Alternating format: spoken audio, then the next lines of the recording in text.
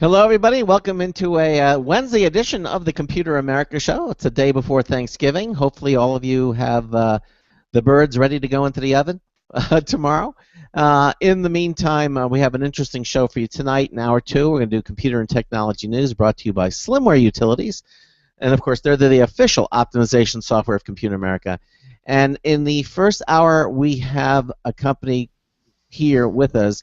One of the co-founders of Poieo3D. They're going to be talking about 1 minute until showtime. 3D printing for your home, affordable 3D printing, and actually we're going to have a demonstration. If everything gets pulls off correctly, we're going to have a live demonstration and of the printer. So we're looking forward to that. And sit back, relax. We'll be starting in about 45 seconds.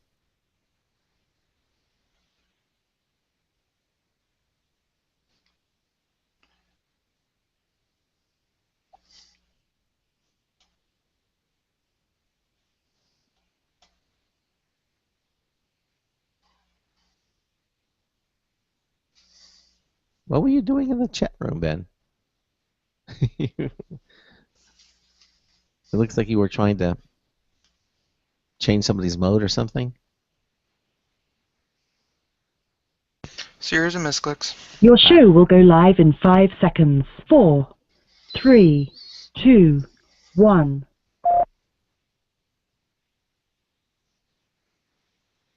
Broadcasting live, it's America's longest-running national radio talk show on computers, Computer America, hosted by national columnist Craig Crossman. Look for Craig's weekly column in your favorite newspaper. This show is being beamed nationwide at ComputerAmerica.com. Keep it here for technology news, computer products, guest interviews, and your phone calls. You're listening to Computer America. Hello and welcome into the Computer America Show. It's the nation's longest-running, nationally syndicated radio talk show on computers. Computer America is heard around the world and coast to coast. And I'm your host, Craig Crossman. And I'm your co-host, Ben. Hey, Ben, how are you? It's just the day before Thanksgiving. So this is going to be our last show of the week. And we have a very good show. I think we have a lot of interesting things to talk about and actually show you here on tonight's program. So let me get this out of the way real quickly. If you have a comment or a question about anything we're talking about tonight, you can always call us. 347-884-8881. I'll get you on and get you through. 347-884-8881. You can also send us email to live@computeramerica.com. Or visit us in our live interactive chat room from our homepage at computeramerica.com. There's a button there that says chat rooms live video. It's under the interact menu as well. You'll see, when you go to that page, you'll see the chat room on the left-hand side. Put in a nickname. That's the name you'll be known by when you go in there. You have to authorize with a CAPTCHA code, which is either a number or a couple of words. Click the connect button, and your browser will move you into the Computer America chat room. You can also... And tonight's show is probably a good time to do this if you haven't already done it, is go to our live Computer America video streaming page, because you can not only listen to the Computer America show, you can also watch the show. We're going to have a very interesting demo tonight, hopefully, of a 3D printer.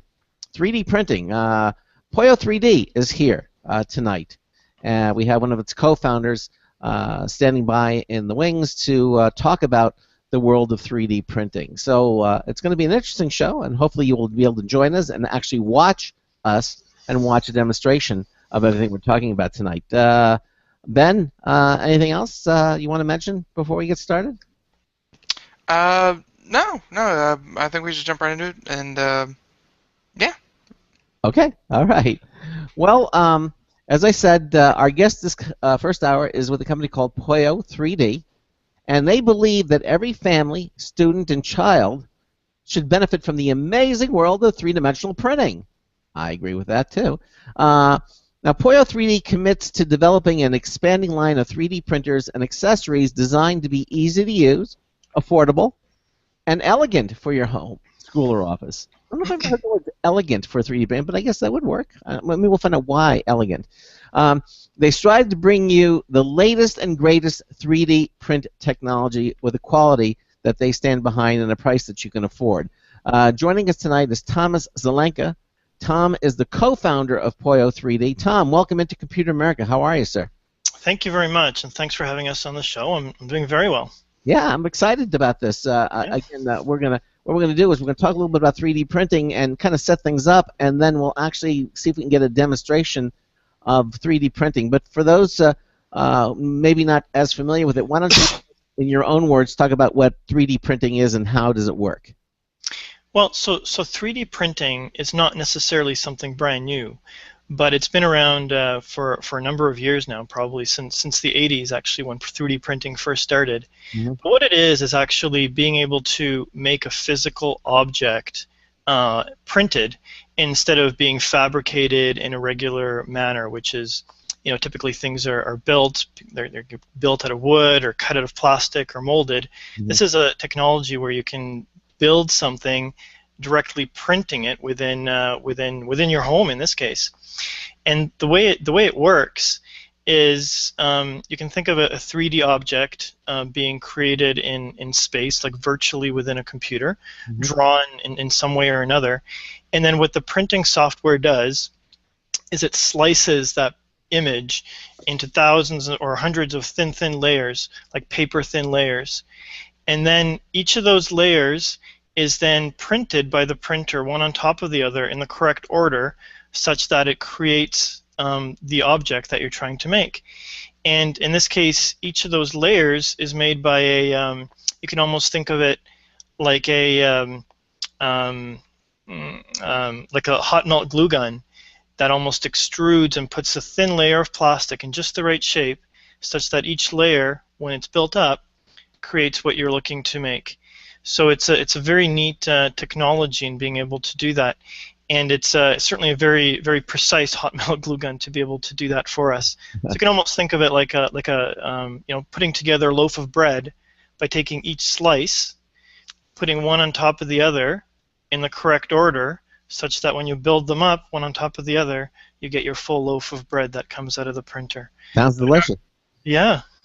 Sounds delicious, except you probably wouldn't want to eat this. It is plastic, but the one thing that our printer does is the material that it uses is a very safe material. It's called PLA, polylactic acid is like the full name, but it's a biodegradable type of material made out of like sugar cane and such products. Okay. So, yeah, such that it biodegrades over time. Okay. And when it's heated in the printer, it doesn't actually give off any foul odors, which is one of the reasons why we picked that particular type of material. Yeah. Yeah, all these different considerations. Yeah. Go ahead. Yeah. Real quick, is that what? I mean, 3D printers, like there's not just one price range. There's not just one for $300. There's not one for $1,000. Like they're all over the place. Is what makes a 3D printer more or less expensive? Like, kind of how they do the job that you just described? Like, is it more precise, quote-unquote, printing? Is it, different kind like what makes the price of a 3D printer? Yeah, so there's different technologies for 3D printing. So if you think of some of the ones that are used to make make a heart valve or tooth implant, they use very specific materials. Like it has to be, say, ceramic material, or for tooth, or heart valve, obviously a different type of material as well. So those printers can be very expensive for medical purposes. Then there's different methodologies in printing. What I described is one method. There's other methods where say, a laser heats up almost like a liquid layer, and just the top layer always gets frozen with the laser, and then that moves down and creates a shape that way. So there's different methodologies, and each of them have different costs associated with them, benefits and drawbacks associated with them. So I mean, one aspect of cost then is the actual methodology for 3D printing.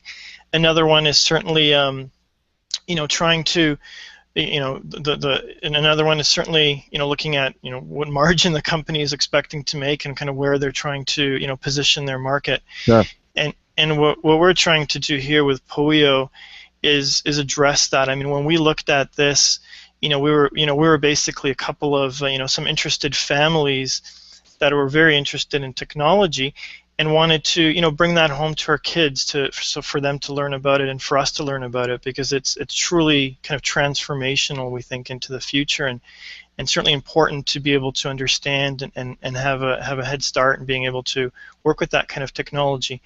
But when we looked around, as you said, I mean, there's quite a varying degree of price points, but the printers that looked quite nice and would be of a good quality tended to be at a higher price point than what we would afford, and what I think typical families would be able to put forth to a printer like this.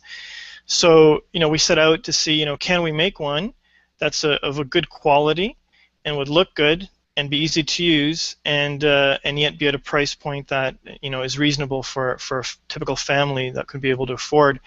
So I mean, I think there's different reasons that drive price.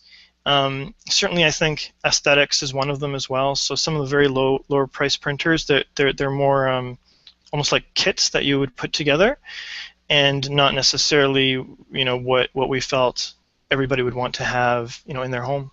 All right, so basically you found yourself in the position of you wanted the 3D printer for your family, but you really couldn't find anything that was affordable.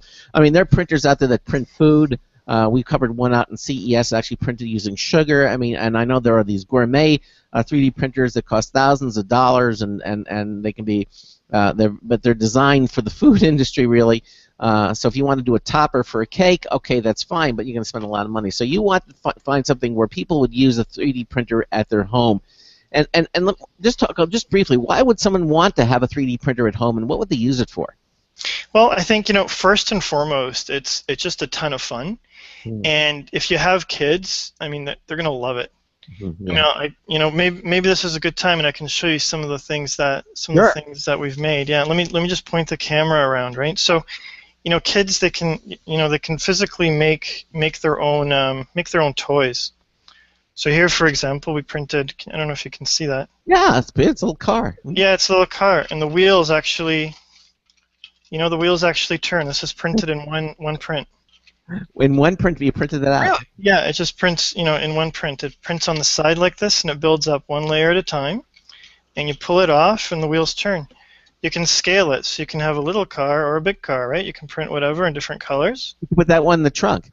Yeah, you can put this one in the trunk of that one, yeah. And this one too, the little wheels, it's hard to focus, but they also turn too, right? So you can print very precise things. Then like my kids... You didn't have to assemble that. In other words, it actually printed with the little wheels spinning. Yeah, it actually printed with the little wheels spinning. So the same thing here. So this is so if you're an engineer and you're maybe prototyping, let me put this down a little bit. There's a wrench. It also printed in one go. And it actually works. You can actually turn it, and it's all integrated, so it actually closes and opens. Yeah, I mean, it wouldn't necessarily be strong enough to open a something, no, but it prototype, as you say, if you're. But for prototyping, right? Sure. Yeah. So things like that. Then what else would you use it for at home? So we're getting ready for holidays here, so we're making some cookie cutters. Oh, right? So you can print all different kinds of shapes. So these ones, if you make cookies out of them, then you can put them together, and they slide together and make like a 3D tree, really. Right. You have a little chair there, okay? Yeah. So like for a doll house, or a kid's house, we make all kinds of doll furniture. Again, back to the baking. So we use this to make like baking decorations. You talked about baking before, but this is like, say, a flower you might top a cake with. Wow. Okay. It's hard to see, but it prints out pretty nice. Now it looks like something very complex, a little vehicle with gears and everything right behind that. Yeah, and this is so educational wise, right? So I mean, kids, they're learning in school about gears and things like that. So you can print something like this. It's actually a little. I don't know if you can see that very well, but it's all little cars. Even a spring you can print out that physically works. So you can wind it up. Look at that. And then, hold on, I'll see if it goes, but and then it actually, it'll go. Look at that! Look at that! Yeah. And it printed out like that. That is amazing. Yeah. You didn't have to assemble that. That was all in one print. Well, no. So this is each color here. These are separate. The gears print separately, and then you assemble it. So it's like a little kit. A little kid can, a kid, 10-year-old boy or girl, can print it out, and then put it together, and they have a little toy. And it integrates quite well with some of the program that they do in their curriculum.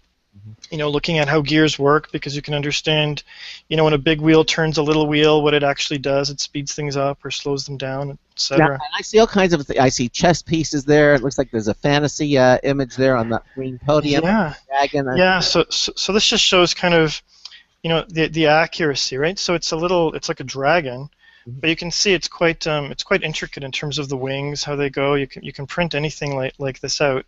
Wow, that is very cool. Now, what we would like to do is we want to continue talking about all these things, but let's see the little printer itself, the Poieo3D printer that makes. Yeah. So let me show you that. So it's actually it has kind of a bright light inside, so you can see what's being printed. Let's see if it adjusts. Right. Exactly. It's. So it looks like this. I mean, a couple neat things. So you asked about kind of aesthetics. So we tried to make a printer that doesn't necessarily look out of place in your office. Yeah. Or even in your child's room, right? It looks like like a large clock or something, that Yeah. on your desktop with but basically it's like rectangular with rounded corners, and inside I see like a little tray. Yeah. Of some sort. Exactly, and as you say, it's well lit. And Yes. what we're going to actually do is we're going to actually print out while we're doing the interview here. We're going to have it print out something very simple like a dice cube, a die. Yeah. Got a cube, and in order to do that, basically you have some software which you load into the computer, and Yeah. So I mean, it's more or less plug and play. We'll look at some of the other objects after too, because there's some pretty fun ones there. But let me see if I can put this on the screen. Yeah. And move us out of the way here. Uh-huh. But basically, what we have is, okay. Let me just start from the beginning. So we would open up the software. Close this up. Just connect to the. Hold on. Let me actually make sure you can see it. Yeah, we see it fine.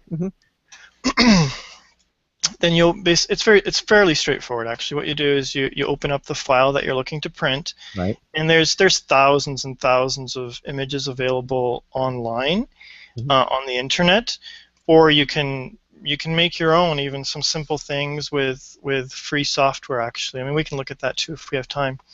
But you would say open up your object. In this case, it's just something simple like a little dice. Yeah. And then, as I said, the other thing that needs to happen within the software, so this is your 3D image, is the slice. So you hit the slice button. Right. I mean, you can just take the default settings, and then it takes a few seconds, and basically what it's doing inside is taking this object and creating layers out of it, like your slices of bread. Yeah. Okay. Okay.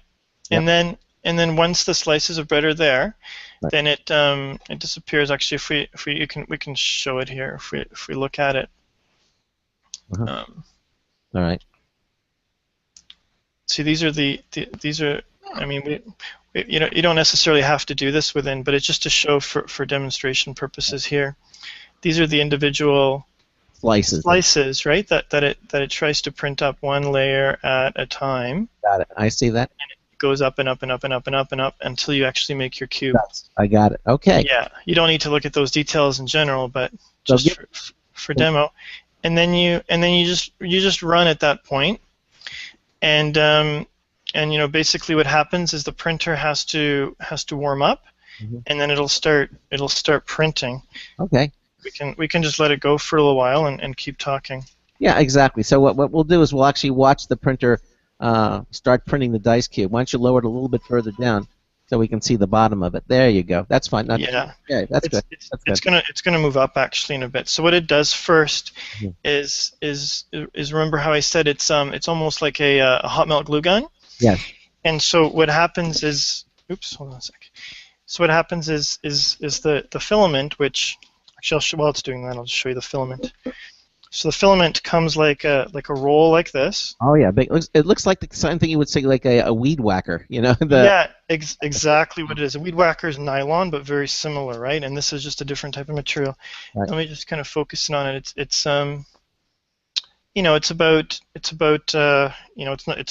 like a 1/16 of an inch maybe or so thick, right, material. Yeah, exactly. And then it's just wound up, just like weed whacker cable.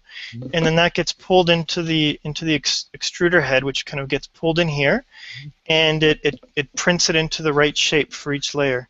So after it warms up, it'll get started on its own.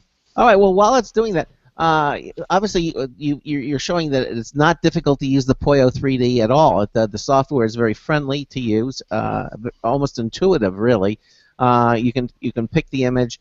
Now, you say you can find many objects to print out, on the internet. But if you want to, can you design your own as well? Yeah, absolutely. I mean, we can. Yeah. There's actually very simple software where you can design your own. I mean, you don't have to be an engineer to do it. Actually, I'm going to take it off the printer for a second and just show you something here. Sure. So we can. There's even a free software called SketchUp. You just download this. Yeah. Start using SketchUp. You start with a just a window like this, and you can say draw, I don't know, a polygon like this, and then you go like this. I don't know if you guys can see that. And you made it like a column. Yeah, it makes almost like a cup. But if you want it to be a cup, then you kind of offset the outside. You bring it in a little bit, and then you push this part back down. You make a cup. Boom! You're done, right? You have a cup. Yeah. And now you file, you just export it, yeah. and then you open it up in the printer and it prints. Now, is the printer starting to print? Because Yeah, it is actually. I want to get back over to there so people can see the printer doing its thing. And then why don't we just leave it there, okay? And and then we'll continue to talk. Yes, let me close this. Obviously, the Poieo3D, easy to use. Where did you get the name Poieo3D? Where did that come from? Well, Poieo is actually a Greek word which means to make or create. So we obviously kind of tried to find a name that makes sense for what the company or what the vision of the company would be, which is to make or create things, and this is what our printers are doing, that they make or create. So it's quite well, I think, fitted for that, and it's that's where it started from, essentially, the name. Now I'm watching the head, and again, if you're not watching, just listen to the show. You should check out the video, and if not, you should certainly check out the archive of the computer of this particular Computer America to watch to see how it's working. But it's just basically starting to print the little die out. Now, is the material that we're talking about, is it expensive? I mean, what is a typical print cost? What's it going to cost you to print this this die cube? Well, we can wait after. It'll probably cost like 10 cents to make that die. Okay. It ends up costing about maybe 4 cents for every gram. Yeah. So a gram is not very much. So let me give you a sense. Like this little card, that white card that we looked at. Yeah, that's a yeah. That would probably cost about $2 to make. Okay. If you looked at like that little flower, for example, for the cake that we looked at. Yeah. That would maybe be like 40 cents or so. Okay, so it's not expensive at all. I mean, any more than using an inkjet printer to print out a color image or something. It seems to me that the costs are comparable or close to it. Yeah, it's pretty reasonable. Yeah, or like I'll show you something. This is kind of fun. So my kids are really into this game called Minecraft. I don't know if you're familiar with it, but it's basically like a 3D world where you can make things. Well, so my 5-year-old, he made this ship inside the let me just leave that on the leave it on the print. And he made a ship in Minecraft, and so everything's made out of these cube blocks. Yeah. And he wanted to print it, so you can export it. I'll just put this out in front. We exported it. Yeah. And we printed it out for him. For Minecraft, there it is. Not bad for a 5-year-old. Yeah, not bad. Yeah, and so my other kids are more into it, and they have like they made like a world, and you can print out your like a little house. Yeah, a little house in the mountains and things. So you can do all kinds of fun things like that where I mean it's something you wouldn't typically have at home, but it really brings out. Why not? I mean, if you have kids, I mean, I can certainly see this is fun. I mean, this is certainly something that even the whole family can kind of get together and kind of do together. Yeah. No, absolutely. Yeah. I think this is a very interesting. Now, what we're seeing here is that the printer head is going back and forth and left and right, and as it's printing each layer, it looks like the base on which the cube is resting is moving down in small increments. So each time it wants to do a new layer, the base moves down a step. So Exactly. right. So basically, Exactly. that is very clever. So, And I don't know if we can. I mean, if we can get it at just the right angle. it's fine. But then it'll come up after a minute or so. You'll see the whole thing come up. Sure, I can see part of it now. And it looks like using a blue color for the cube. It looks blue. Yeah, this is a blue one. Yeah, so we picked it had a blue ink in it, and you can actually change the filament partway through. So there's a button here to change it if you wanted a multicolor. So we just to show. No, you don't have to stop it. Let it go. Yeah, we'll just let it go. But this is one where we change, from white. Look at that. Yeah. To pink to white. So you can change different colors. Or the other thing that we're experimenting with is looking at some of the filaments are actually conductive, like wires. So we're looking at one. We don't quite have it yet, but you can almost, like you see here. So what we've done is created a battery holder, and if you can imagine this black filament, if that was conductive, then if you press this, the little light would come on. So again, like a little project for kids. So we're just ordering some of that filament right now to try it out, and we'll post it on our website once we can print out the little flashlight. Now you can make more complex objects too. You showed us before the show. You actually showed us a little car that had a spring and blue wheels, and just hold it up to the in front of the printer there so we can see it. And now there it is. Now look at that. That's got gears. The white is an actual spring. Just the red knob. You twist it, and it winds. It winds up the spring, and then the car will actually roll. And, there it goes. It would roll. Now that's a more complex and there are like four steps. You print out the spring first and the gear, and then you print out the wheels, and you print out the knobs, or the colors of the different. Okay. And then. And so, how long does it take to actually print that out and assemble something like that?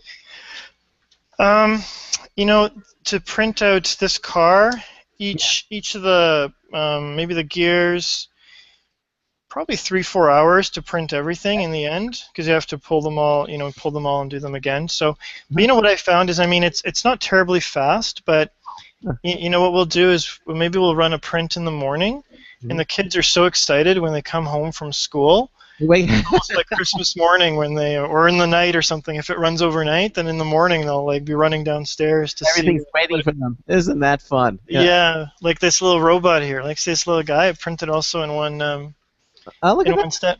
Yeah. And his legs and his arms, they all kind of move. You can turn his head around. And that was printed with one step. There was no assembly required for that. That is amazing. This one's no assembly. Yeah. The arms move, the legs move, the head moves, and they're kind of interconnected. And it actually just kind of appears, I guess, in the morning. There's your robot. There's your toy. Yeah. Exactly. Yeah. There's the two little eyes. That's you can do some pretty amazing things with this. Now, if you're into designing, I know if you're into engineering and you want to do a prototype. Let's say you're designing a tool or something. You showed us a wrench.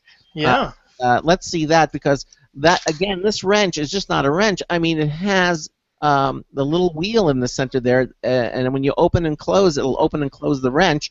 And again, this is all one process. In other words, you didn't have to assemble this. It was just. Yeah, exactly. Yeah, it's just all printed.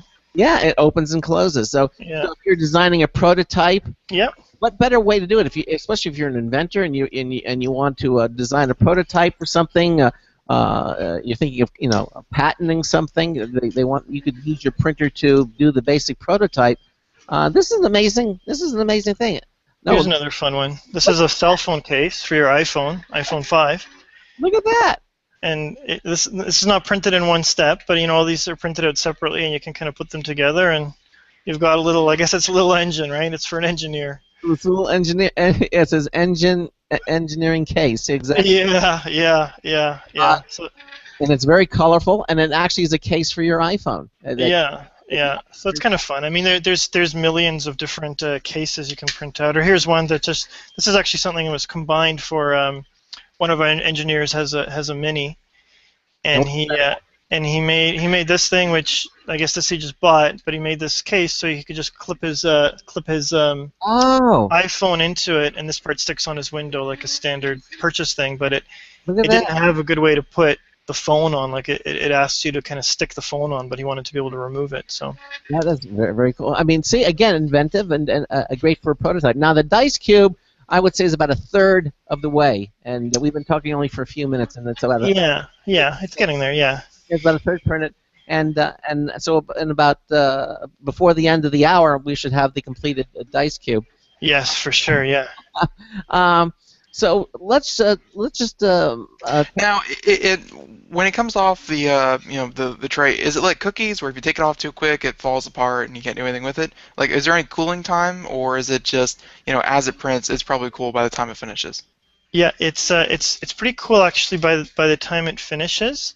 And I don't know if you can kind of see the grill. There's actually a fan there. yes, that's it. And the fan is something to help cool the part. So when you have an intricate part, like when we looked at that dragon, for example, right, and you see the you see the wings. Look how intricate that is. If you're trying to print something very small like that, and there's a lot of heat in there, you need a cooling fan like that that's running at the right speed to cool it down, so your part has a good kind of stability and it's very accurate. Yeah. Listen, Tom, we're at the bottom of the hour, so we're going to take a little commercial break. But I don't know if you were able to hear it. You could actually hear the sound of the printer. It's pretty quiet considering. Yeah, it's not too loud. Yeah. No, not loud at all. Certainly wouldn't keep the household up. We're going to take a little break, and then we're going to continue on. We're talking to Tom Zelenka. He is the co-founder of Poieo3D, and we're actually doing a 3D printer demonstration if you're watching our live computer video stream. We're on the Blog Talk Radio Network, the Boost Radio Network, and the IRN Radio Network. Lots more coming up. A news tips bulletin review coming up next, too. Stay with us. Hey, everyone. Have you heard about the No hair removal device that's sweeping the globe? If you want to go weeks without shaving and get smooth, professional quality results, here's our favorite host, Cheryl, for No hair removal. Thanks. Hey, gals, I love talking about my No. It's this cute little hair removal system that you can take with you and use almost anywhere at home or on the road. No more expensive in-office treatments, painful waxing, and no more wasting your valuable time. Got unwanted facial hair? No has patented thermocon technology that works on all hair and skin colors, so it's perfect for using on all body parts. And now you can take advantage of this incredible risk-free trial. Get the No, the facial kit, a travel case, and a $100 discount shopping card, and you don't risk a penny to try it. Try the incredible No hair completely risk-free. Call 1-800-953-5415. That's 800-953-5415. 800-953-5415. Hi, this is Craig Crossman, host of the Computer America Show. You have important meetings to schedule. Your company's getting ready for its IPO, and you're in charge of the PTA fundraiser this month. So how do you coordinate everyone to be available at the same time? Are you still using emails, phone calls, even text messages to schedule meetings with a group of people? How's that working out for you? That's so great, huh? It's a fact that every day, millions of people suffer from scheduling headaches. Well, with Doodle, scheduling meetings with a group of people is quick and easy. With Doodle, you can easily propose available times to each member. Each one checks off the times that they're available, and then you simply pick the time that works best for the group, all in an easy-to-read display that integrates with your existing calendar. Nothing could be more simple. Give Doodle a try for free, and like millions of Doodle users, you'll truly see how easy it is to find the perfect date and time for all your meetings. That's www.doodle.com.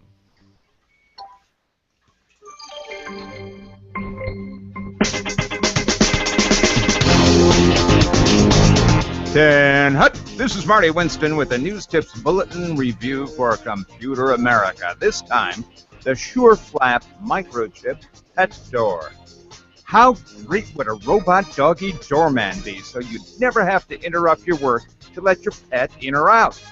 We chased down SureFlap in the UK and found a solution even cooler than that. So cool that we had chips implanted in both the dog and the cat. The basics of the SureFlap aren't that different from the aboriginal swinging mud flap design. Well, we're lying. They're way cooler. A dual magnetic latch holds the hard door closed. Look up the video of raccoons being unable to enter. 4 C-cells keep it running for 6 months. Once you get it to recognize your pets, either through a microchip implant or an RFID collar tag, they're the only animals who can open it.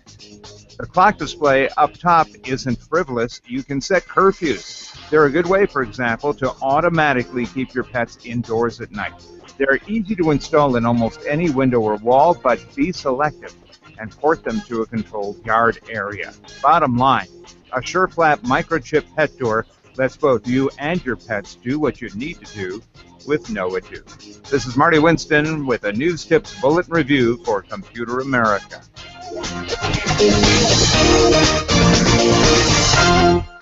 Welcome back to the Computer America Show. It's 33 minutes past the hour. That was Marty Winston with a News Tips Bulletin Review, and we have Tom Zalunga here from Poieo3D, and we're talking all about 3D printers. We actually have a live demonstration. So yes, as we've said before, please check out our live video that we have during the interview. And if you're catching this, post show, check out the archive video, because this thing is, if you were ever confused about any aspect of how this thing works, I mean this, no longer. This explains it all. But it's one of the things that we kind of glossed over, and I think if anyone who's thinking about getting into 3D printing, it could be seen as kind of a hurdle, and that is, you touched a little bit about, sure, there's free software and you could design, your own objects, but some people, maybe they don't feel creative, or they don't want to, learn how to use CAD designing and things like that. You mentioned that there were websites where you could get free blueprints, kind of, like free files that had items in them. I know that they have websites now where you actually have to go and you pay, $30, $40, $50 to use their plans. By the way, it's done. We're actually watching it lower down, the completed cube. So, and that took about how long to print the dice? About 15 minutes, probably. About 15 minutes or so, yeah. Look, it's even lowering it down, and so you can reach in. see, here's where we need to build in a smoke machine and Yeah, and let me show you something. This is something neat that hold on, let me get back to just so you can see it. Yeah. So one thing that we've done in our printers too is make this part easy to take out. So all you do is you just kind of lift it out, and you have this platform, and you can take it out. Look at that. There it is. Yeah, and then you just kind of pop it off, and there you have it. You can put this back. Let's see what it looks like. Now it's got the numbers on it. Yeah, it's got the numbers on it. It's got the numbers. Sometimes it's got a little bit of strings. Jonathan, I think it was actually Star Fortress wanted to know if it prints everything smooth, or did you have to sand it? And obviously, it looks very smooth to me. You don't have to sand it off at all. It's ready to go, right? And yeah. If you wanted to paint it, I guess you could paint it too, right? Yeah. So none of these parts are sanded. I mean, so the one thing here, there's different ways to adjust the accuracy of the printer as well. So if you want something really, really smooth, you can make the layers thinner or thicker. So yeah. So when you make the layers thinner, it would be like a higher quality print. Mm-hmm. And it takes longer, but it's higher quality. And then if you want something quicker, then this would be like a standard quality, which is like what we did here. But I mean, I don't know how well you can see it, but it's pretty smooth anyway. It's almost glossy. It's almost glossy. Yeah. Yeah, and like you can see like this guy here, which is pretty neat. Look this at that. Guy. Yeah. Now this was printed in a few parts that kind of come together, right? So what you have to do is it's like a bone, right? That you can. Look at that. It comes apart, right? So so you have like the upper. Look at that. Yeah, exactly. Can't quite focus it, but. It's the top part of the skull, and. Yeah. Looks like and there it is. Is that some sort of a dinosaur? It looks like. Yeah, it's like a T-Rex thing, right? It's like a T-Rex, yeah. And then the bottom part and it clips together. So, it's pretty neat. But you asked about painting it. Yeah, absolutely. You can do crafts and things like that. So, there's let me show you something here. Hold on. Where did it go? I think you had a photograph. Yeah. So for example, the other thing that you can do is also you can scan an image of a person or whatever you want, really, and then you can print it out. And then this is, my daughter painted this after. Mm-hmm. You can, as a craft, you can then, create a keepsake of, say, your child, for example. And the way that works is you take pictures from like 20 different pictures around their head, and it gets assembled into a 3D image, and you can cut it out and print it out, I should say, and then paint it if you like. Very, very slick. Yeah, very neat. You got some quite a number of little of items there. Oh, look, there. Well, no, that's you. I thought. Well, that's me. But that's not a 3D printed object. I thought he printed one of you. You know. It could be. Oh, this is kind of neat too. So we have a just like a vase. Oh, looks like a vase. Yeah, exactly. Yeah, a vase. You can I mean, you can make one of these things and paint it. And make a nice little gift. Yeah, nice little gift or craft. Our kids made a game. So actually, I'll show you this. This is, you saw the chess piece. Well, you can make a whole bunch of them. Oh, neat. A whole chessboard full of pieces. Look at that. I don't know if it's not completely in focus, but see it. No, we see it fine. Yeah, but you get the idea. So, but I mean, like, you could, like, if you wanted to, and you were inclined to do so, you could probably like edit each of those chess pieces and make custom chessboards for yourself and things like that. Yeah, you could. Yeah, if you're so inclined, you could make the head, your head on one of the king or the queen, and have your own chess game. That's for sure. You should raise your camera up just a little bit more. There you go. There we go. Yeah. A little more. Hey, good. Yeah. All right. So listen. Thank you so much for that demonstration. And again, if you missed the demonstration, we have a lot of people watching it now live, but of course the archive. You can see. Oh, look, there's a little cube there. Now the dice. Yeah. Now, how much does that weigh? About a gram, you say? So this is probably about a gram. I have a little scale here. We can check exactly. Oh, you have a scale. I do. Yes. You gotta figure things out. Yeah. Weight exactly. Yeah. Things in ways. It's not even registering. It must be about a gram, so it's probably about 4 cents. 4 cents to print that cube. So you can do dice for 8 cents. There you go. Yeah. So if you're getting ready for your poker game and you can't find your some game, you can't find your die, then you can get yourself ready. Even a whistle. Look at this. You can print out a whistle. That's what I want to know. Can you make a whistle? Does it have a little ball inside of it? Yeah, it does. Yeah, it has a. It's hard to see, but yeah, it has a. Now, is the little ball in there that's shaking? Now, the little ball that's rattling around there was printed at the same time. I mean, that's without you having to stick the ball inside the whistle. I mean. Right. Yeah, it was printed right inside. That to me is amazing. So the ball, it has the ability to make two separate pieces, a piece within a piece. The printer has that capability. Yeah. So, but when it actually prints it, the ball is attached by almost like a stem at the very bottom. Yeah. And you just take a little screwdriver and you click it off, and it comes off. Wow, that is. So somebody asked if you can make a whistle. So in the chat room. So there you go. Yes, you can make your own whistle. You definitely can. Yeah. That was useful this summer when we were coaching and we were out of a whistle, so we had to print one before the game. So there you go. And you print. I guess you could take it to the next level too if you had some sort of a car part or something. I mean, a decorative car part, like something that on the inside of the car and you can't get it anymore. You can actually you could print it out on this and put it on there. I guess you could do that. Yeah, exactly. Actually, on our Kickstarter campaign, and I'll kind of show everybody where that is after. But there's some pictures where we had an antique chair at home, and the and there's a piece on it that got broken, and I was able just to basically take a picture of it. So it's like a meshed piece. Yeah. And I took a picture of it. I printed it out in like a black ink and kind of matched it perfectly, and fixed the chair that otherwise would have been. Well, now you see that is amazing. So, now you mentioned the Kickstarter campaign. Tell us what the Poieo3D Kickstarter campaign is all about. Yeah, so where we are right now is if we have a number of different machines like the one that you just saw built, prototypes. We have kind of production facilities set up, and the next step for us is to start basically a production run of these printers.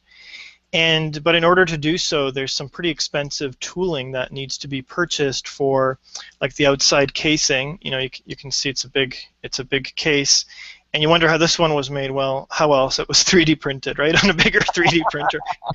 But for a production run, we would use an like a molded piece, and those kinds of molds are very expensive, and also the materials, to do a production run can be expensive. So what we set out to do is a Kickstarter campaign, and the way Kickstarter works is people can go on to Kickstarter, look at the product, and you've seen it here today, and then they can pre-order it. they basically commit to purchasing it, and then we build it, we run our production run, and we deliver it to them in the early part of next year.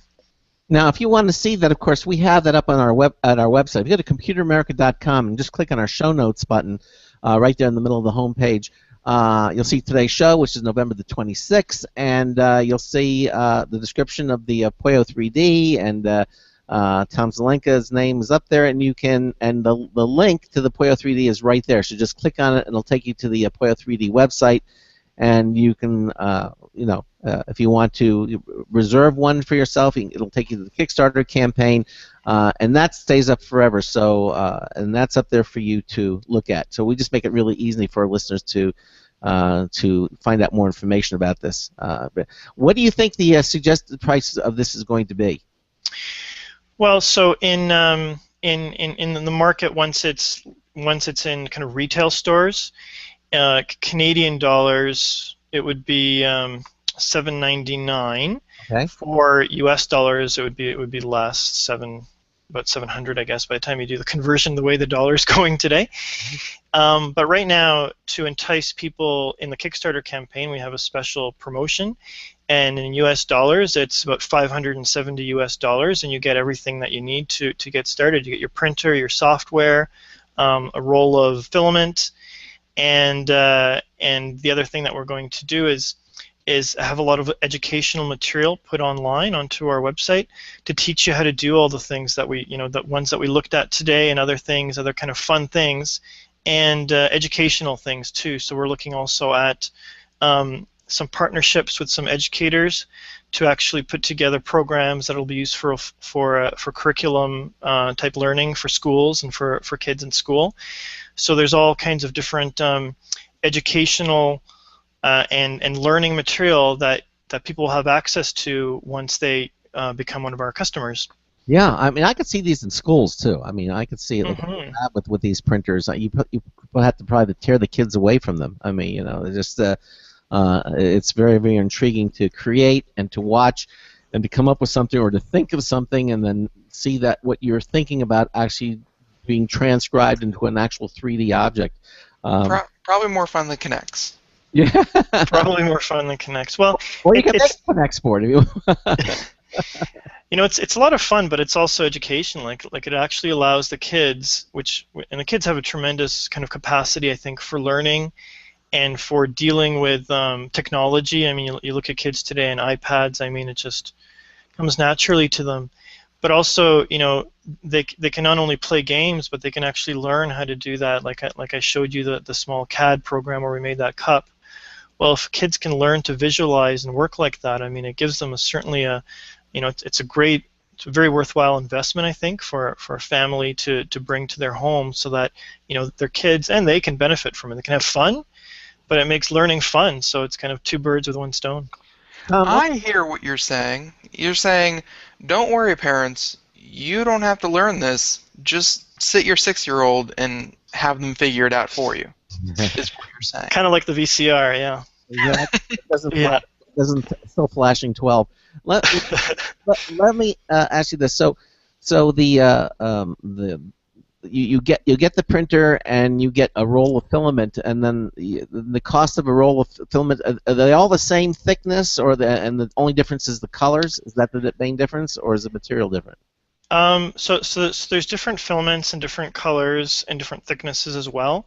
So our printer, we're not out there to kind of gouge people down the road. I think what we're trying to come up with also is a fair price for the filament down the road. Oh, well, Not necessarily constricted to buy our filament, but I mean it's matched the printer, but other filaments will work as well. Well, it's amazing. You can take a lesson from the printer companies. They some of them will even give you the printer almost for free, and then charge you for the ink cartridges where they money. But obviously, it doesn't sound like you're going to do that. Before I forget, I wanted to ask you. So if someone's using something like that's I guess more of an industry standard, like for example AutoCAD or something.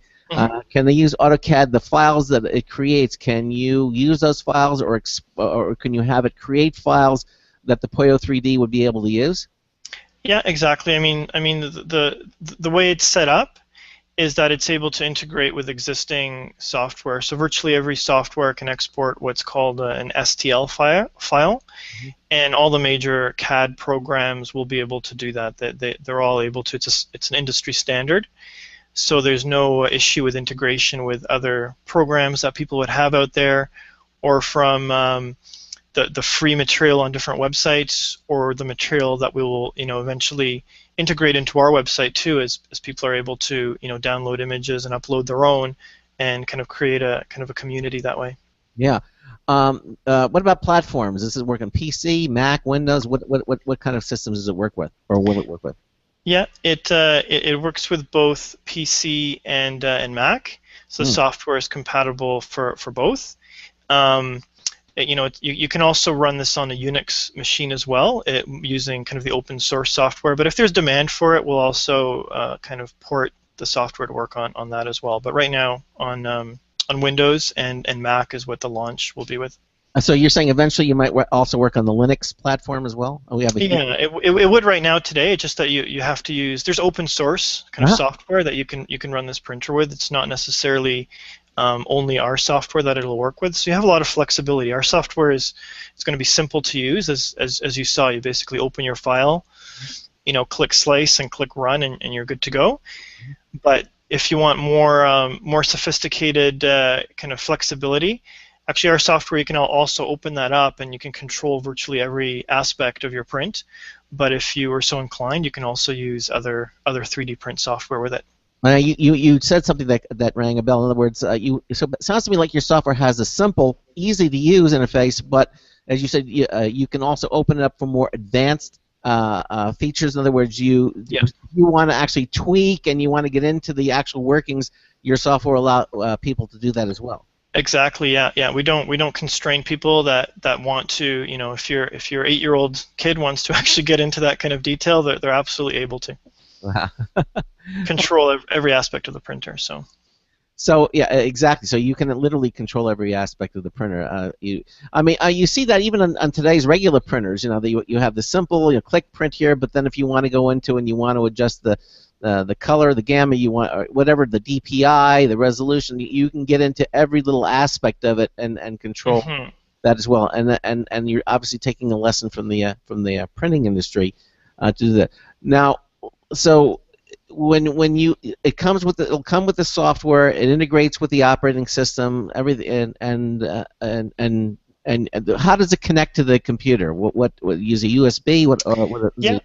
Yeah, exactly. It's just a simple USB cord that connects to the printer. Once you install the software, it just basically integrates with it and loads it. So it's kind of a plug and play once you set up, and just an on-off button. This is the other thing. We've tried to make it simple. There's printers out there that have a lot of buttons that you have to worry about and things like that. So we've tried to create just a clean look. Well, I see lots and lots of buttons up and down. Oh, that's your phone. Oh, I'm sorry. Oh yes, no, that's the phone. Yeah. Oh, that's kind of complicated. Yeah. That's a lot more complicated than the printer is. Exactly. Exactly. Yeah. So. So there isn't. Just from the appearance as well is where we try to create something where people aren't scared to use it, right? When something like your VCR comes and it's blinking 12 for 2 years because you can't figure out how to change the clock on it, that's what we tried to get away from. And it looks like you're doing that. The design of the printer is very simple, very clean. Everything seems to be there's quite obvious what it's supposed to perform, like the little platform that the thing appears on, and you see it going down. Just out of now, it's been out. Who has the printer right now? I know it's still a Kickstarter campaign, but who's playing with it at this time right now? We have us basically. We've had some trials with some different families out there. We have a couple of direct salespeople that are starting to use the printer and going out there into the world. So we only have a few prototypes at this point, so there aren't a lot. There's been bloggers that have been asking for it, and we'd love to share them. Yeah. But until we do our production run, we only have 3 or 4 different printers right now. What would you say is probably the most complex thing that you've printed out with this printer so far? You don't have to show it to me if you don't have it, but we can just. I mean, that T-Rex skull looked pretty cool. Yeah, I think that T-Rex is probably the most complex. Like it's very intricate. I can see. Look at that. Yeah, and the detail. Right, like even the insides and stuff. Real quick. I mean, if you want to talk about intricate 3D printing, we had a guest on the show a while ago, Bathsheba.com. She does Oh yeah. projects using 3D printing, and and she prints all of her stuff out in steel, and she takes her inspiration from math and things like that, and they're like the only way that you could get a sculpture like that was if you use 3D printing, because you have interlocking joints, there's no seams. I mean, you can get really, well, depending on the 3D printer, of course, you can get really intricate. Absolutely, yeah. I mean, there's things that you can make with 3D printing that you couldn't fabricate another way because you couldn't get inside to cut it out or whatever. It's very novel, which is Bathsheba.com. She actually uses mathematical formulas to create very complex images, and then she makes them into jewelry. I mean, literally makes them into jewelry using the 3D printer as the guide. And she comes up with some very exotic-looking, mathematically complex images that, as an artist, I mean, to try to do that freehand would be extremely difficult to do. And she comes up with these really unusual pieces of jewelry based upon that. But all kind of up run a 3D printer. But of course, that is a lot more. She's had it for some time, and obviously that printer costs a lot more money than what the Poieo3D is going to. And it looks like she'll probably be able to do what she wants to with a Poieo3D because it's making these small little jewelry-sized pieces of images. So. Yeah, I don't have any with me right now, but we've printed bracelets and things like that you can put on, or even ones that link together like a chain. Yeah. So when she finds out about this printer and that she spent $50,000 on the one that she's had for a number of years, she's going to be upset to say the least. But that's progress. That things technology keeps moving on. But I mean, like in her defense, that one prints in steel, and this one, filament. Yeah, that's it. Yeah. There's definitely differences, right? But I mean, and there are printers out there that do different things like that, like steel or even ones that laser cut and so forth. But again, our target is to have this in your home. I mean, do you really want a laser cutter? No. in your home when you have kids around, you try and use that. Come check this out. Yeah, come check this out. Yeah. So, not only does it create a lot of smoke, it can be quite dangerous, right? So what we've tried to do is create something that's safe for the environment at home. Well, what we've seen here, nothing screams dangerous at all. Everything. No. Nothing. It's very simple, very easy to use. No high temperatures or heat. It's obviously very kid safe. No, everything's contained, and even the whole printer, it actually works on a it's only 12 volts inside. It's like a laptop, right? And it actually uses a power adapter like a laptop. So even if you were to spill your coffee on it, you won't get electrocuted or anything. Like it's just trying to be safe from every possible angle. It doesn't even have high voltage. Yeah, it looks like you've thought of every angle on this again. So when do you think if the Kickstarter when is the end of the Kickstarter campaign? Well, the Kickstarter campaign goes through December 31st, and after that it closes, and then we're on to manufacturing. And then we're also looking at expanding into retail markets, distribution, and so forth to put it on the shelves at a store near you. Yeah. But right now our focus is certainly on gaining some of that initial investment to do the Kickstarter campaign, which will allow us to buy the parts we need to do our production run. Yeah, and how close are you to getting what you need? I mean, how far away? Well, we're just starting out right now, so it's still a good ways. So if anybody's interested, I mean, it's certainly a good time to get at a very good price for the product. And the link to the Kickstarter campaign is also at the Poieo3D.com website, so they can. Yeah. Okay. And that's the easiest way. Yeah. If you go to Poieo3D.com. Right. Or go to. Link. You can get information there, obviously, but if you link to the buy now, it'll redirect you to Kickstarter at this point in time. Right. And again. We have the link to the Poieo3D website at our show notes page at computeramerica.com. Well, Tom, really, I want to wish you best of luck. I think this is a very cool project, and thanks so much for taking the time to demonstrate how the 3D printer works. I know for a lot of our viewers, it's probably going to be the first time they actually see something like this in operation, and they get to see it print out a dice cube. And again, I want to thank you for being here with us, you know, maybe we'll get you back, you know, next year sometime after the Kickstarter campaign is finished, and we can follow up and see how things are coming along with you. Okay? Absolutely, I would love that, and thank you for the opportunity to have a voice with your viewers and show them how this works. Yeah, and again, thank you. And listen, have a happy Thanksgiving to you, and also with you and all your viewers as well. All right, Tom. Thanks again. Thanks for being here with us here on Computer America. All right, thank you. Good night. Good night. Bye. All right, there you go. Poieo3D. And again, if you missed this or if you didn't get to see it, we archive all of our shows at computeramerica.com. Just go to our archive at the top of the screen there. Click that. You'll see all of our audio is archived at blogtalkradio.com, and also all of our video is there as well. So you'll be able to watch. As soon as the show is over, it'll be on our YouTube page, and we have the link to that directly there, so you can see it all for yourself. Again, www.poieo3d, Poieo3D.com, which is the actual website. And then from there you can see the Kickstarter campaign. If you go to buy it, it'll take you to the Kickstarter page too. All right, coming up in the second hour, we're going to have computer and technology news brought to you by Slimware Utilities, the official optimization software of Computer America. And we got some interesting stories in the wings. Ben, I know you got a couple of them. Yeah. Anything you can talk about? You know, we have some stuff about technology and some stuff about news, and maybe a little bit of science. There's news stories. All right. Well, I forget. We'll get to those right after this. Just a few moments away from Computer America. Broadcasting live. It's the only national radio talk show on computers to air every weeknight. Computer America. Hosted by national columnist Craig Crossman. The first hour's behind us, but there's still more of tech news, tech talk, and your phone calls. We're being beamed nationwide at ComputerAmerica.com. You got computer problems? Bring them on. You're listening to Computer America. Computers run the world, and we run computers. Call us or send us an email to live@ComputerAmerica.com. Hello and welcome into Hour 2 of the nation's longest-running, nationally syndicated radio talk show on computers. This is the Computer America Show, and I'm your host, Craig Crossman.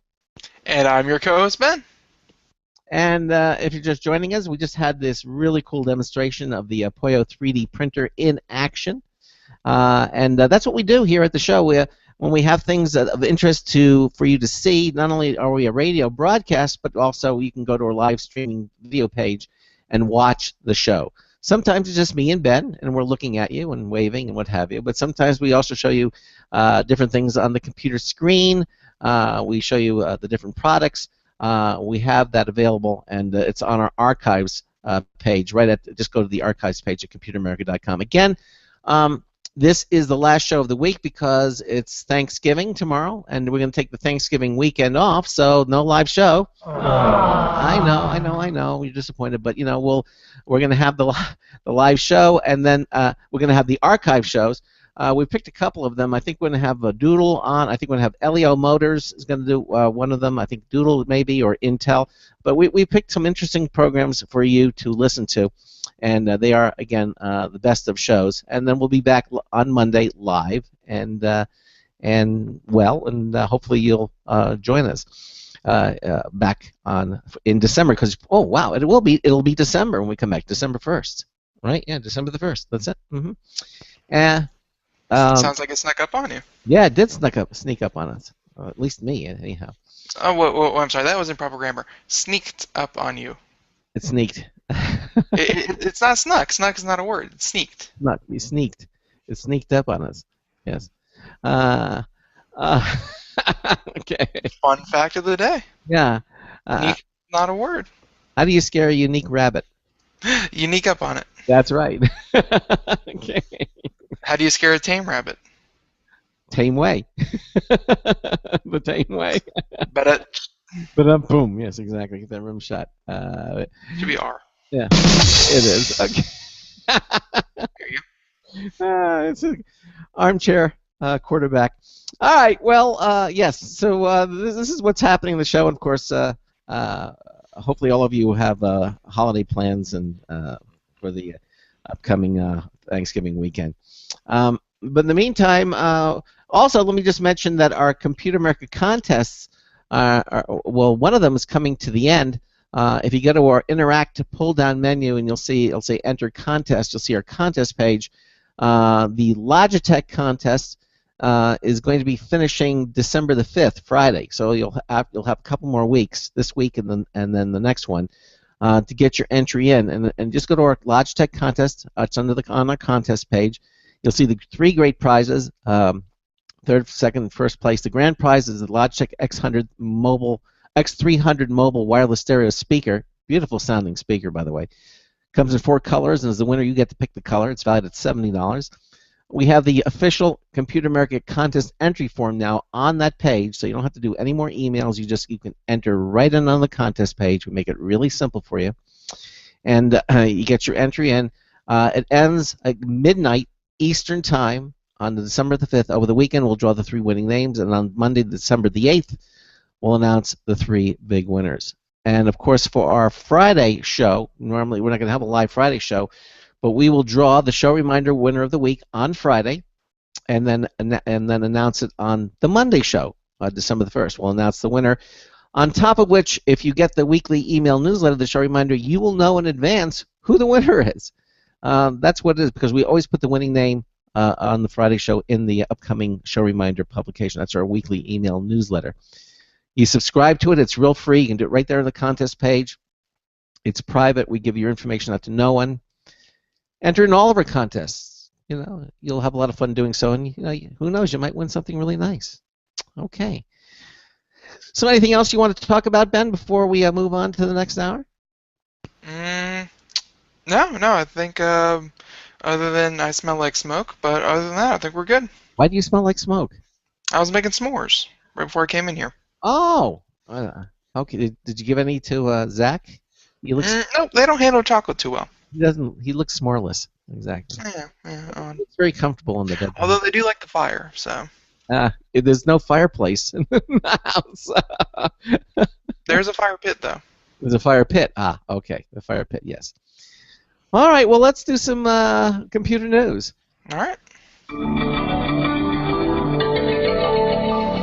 Tonight's computer and technology news is brought to you by Slimware Utilities, the official optimization software of Computer America. You can visit them at slimwareutilities.com to clean, speed up, and optimize your Windows system. Ben? For free.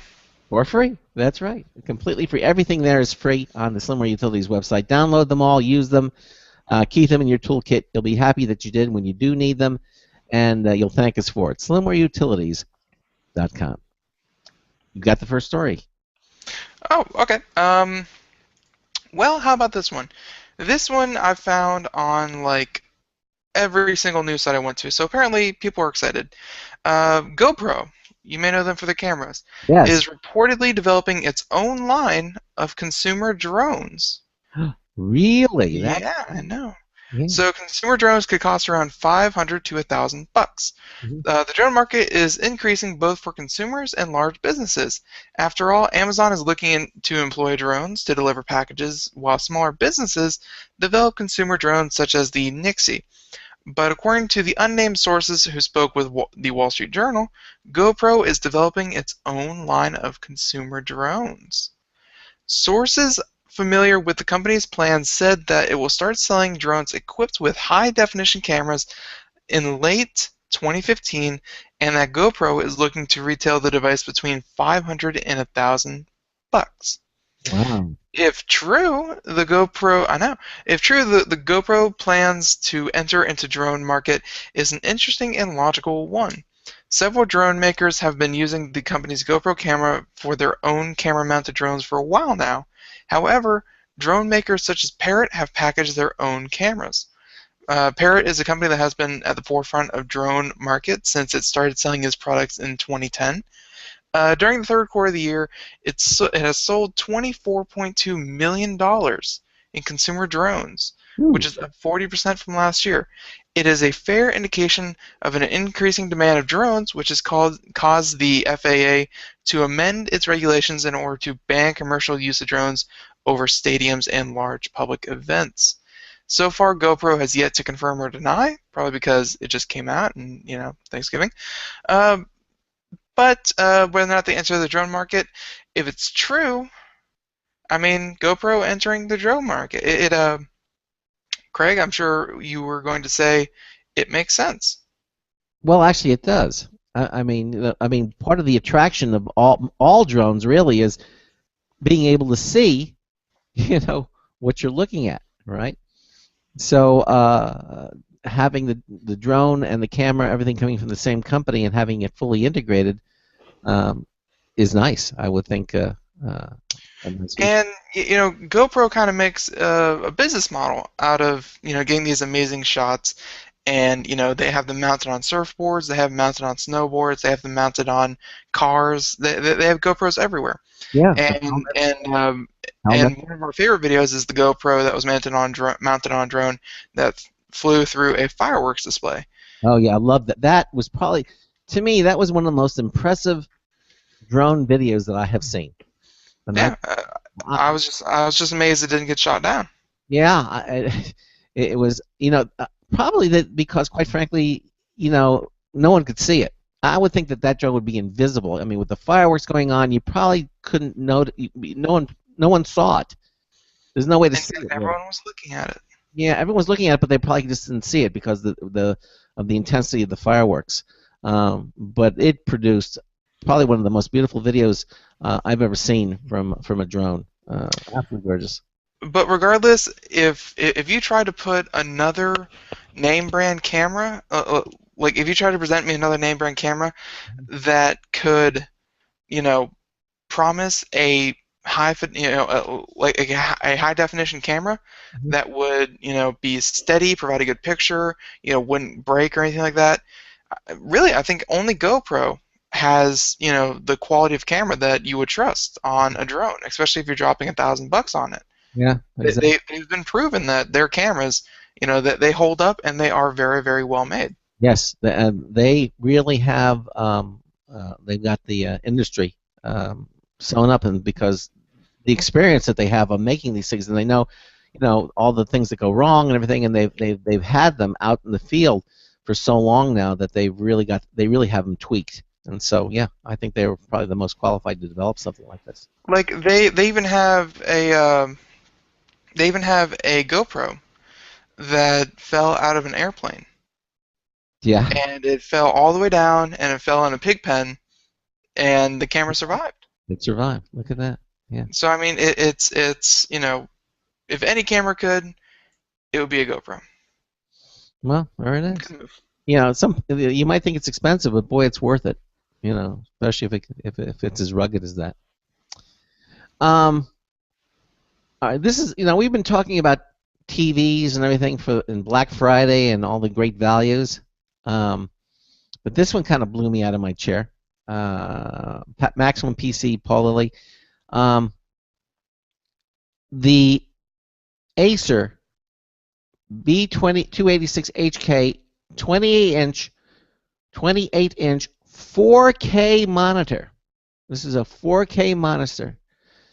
Is just today on Newegg is selling for $349. For a 4K monitor. 4K monitor. That is unheard of.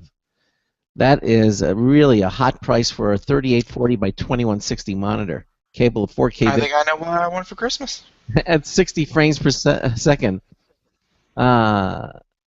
Basically, because he says it's an especially good deal when you consider its original selling price of $700, and on the street as low as $450, but now it's $349.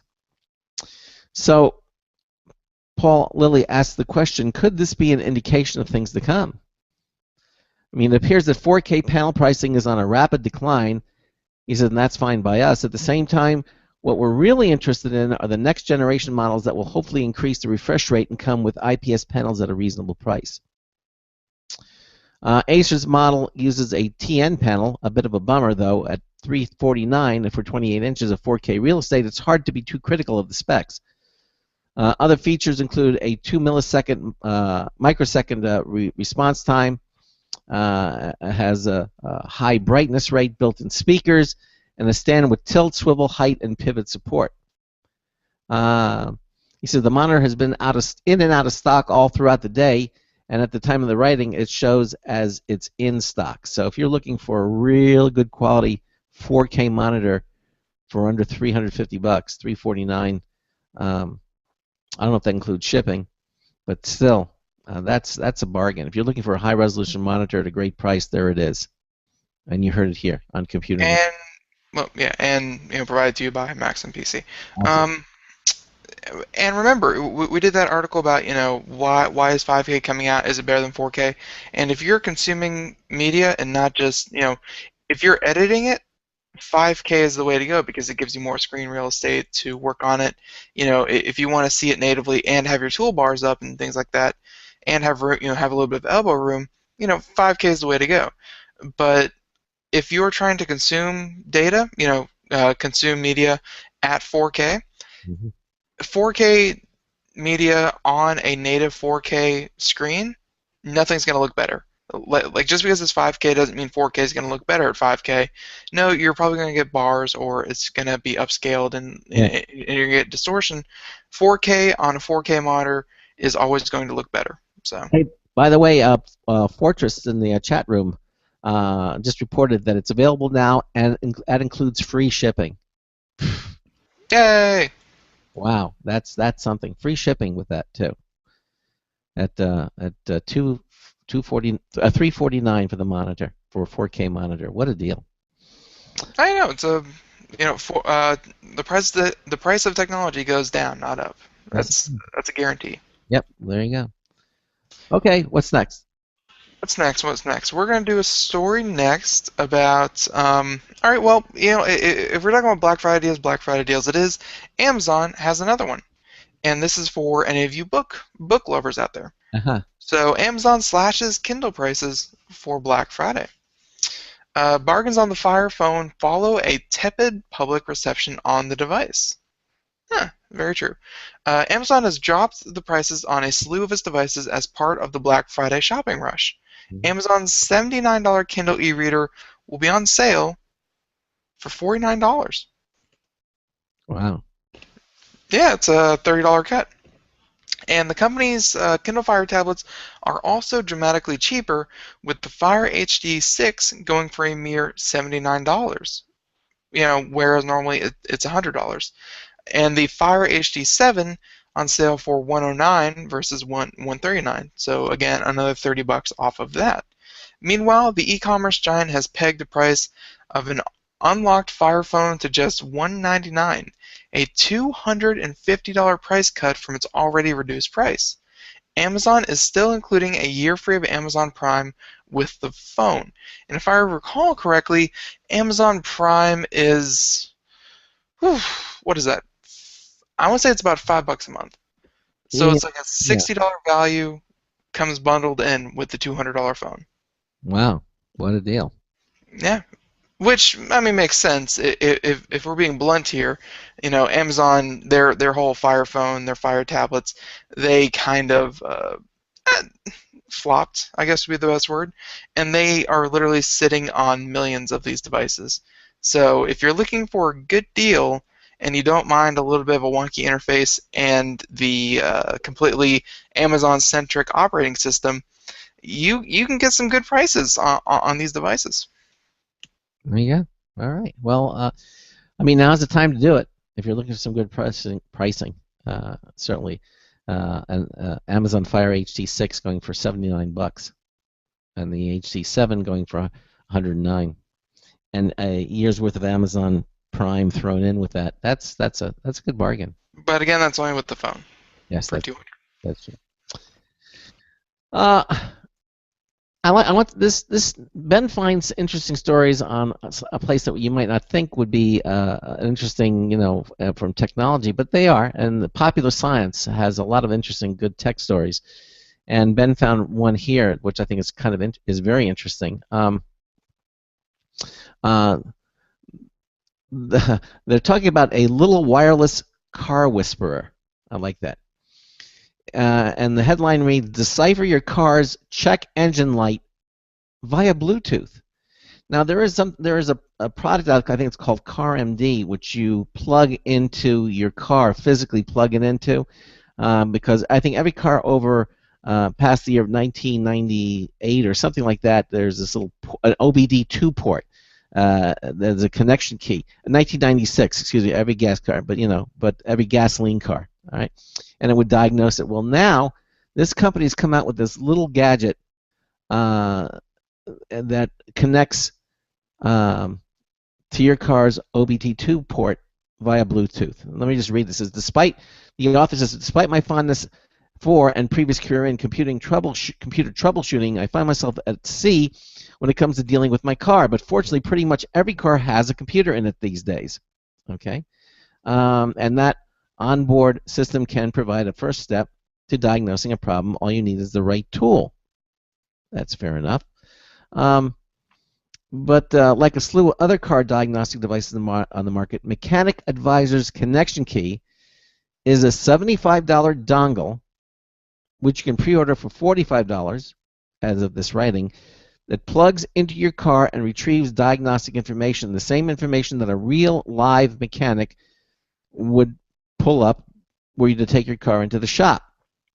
But it's got a handful of advantages over many of its competitors. For one, and I really like this, the connection key uses Bluetooth to communicate wirelessly with the Mechanical Advisor app on your iPhone or Android smartphone. That means that instead of only hauling out the device when you want to troubleshoot a particular issue, in this case you can leave it plugged in all the time. Okay? For another, the Mechanical Advisor app takes a holistic approach to car health, alerting you to problems as they occur and even providing reminders to change your car's oil, replace worn tires, or get other scheduled service when it's time to do so. It also taps into a community of mechanics, so you can use the app's Ask the Mechanic feature to answer questions about your own particular situation. And the app itself is on the user-friendly side, presenting information in a clear and easy-to-read manner, so that also lets you know whether this is a critical issue or one you can safely wait to fix. The OBD2 port that the connection key and competing devices use has been standard in pretty much every car since 1996. He mentions that. He says he used a similar gadget called the CarMD, which I mentioned. However, the device was pretty cumbersome. It is. At first, you had to remember where you left it, and then bring it out to the car and plug it in, and then bring it back inside. I don't remember where you left. Just keep it in the glove box. Yeah, and then bring it back inside so it's connected via USB to his computer, and then finally look at the diagnostic code. It's pretty clunky. I mean, compared to this, it's very clunky.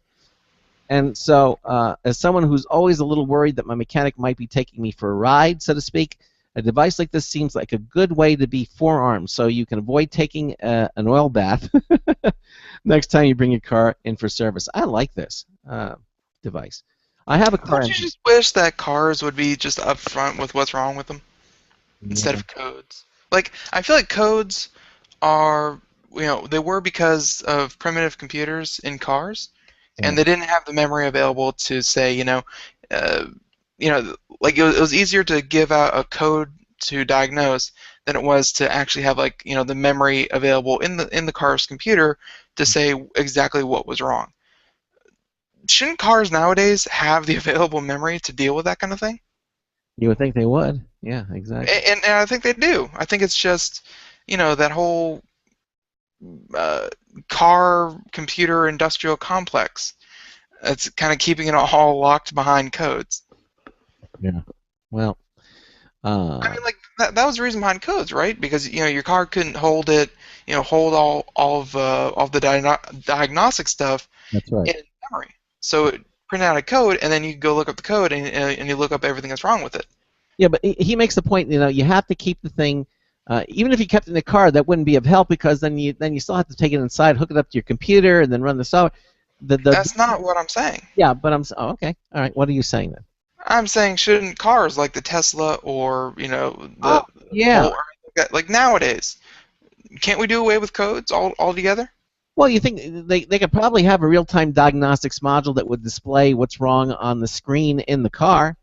I mean, just have it built into the operating system of the car. Cars are essentially, cars with computers controlling them. Except the OBD2 doesn't work with electric cars. It doesn't work. Well, it's not even about the OBD2 anymore. Yeah, it's the diesel electric. They would have to come up. So maybe they do have something like that, or maybe not. Yeah. I mean, my computer that sits here on the ground and whatever, it tells me exactly what's wrong. It gives me a full printout.